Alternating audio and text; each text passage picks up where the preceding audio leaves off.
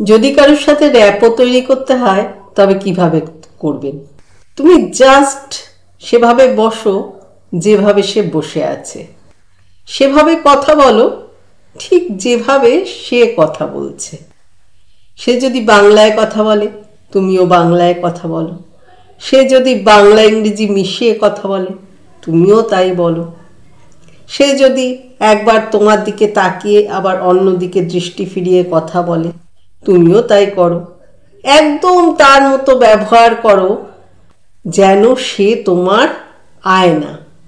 সেটা তাদের খুব কমফোর্টেবল ফিল করাবে। হয়তো সে আগে তোমাকে বুঝতে পারতো না, কিন্তু এবার ভাববে থ্যাংক গড এমন সুন্দর কনভারসেশন জীবনে তোমার সাথে তার হয়নি। সে তোমাকে তার ভালো লাগতে শুরু করবে। ভালো থেকো, ভালোবাসায় থেকো।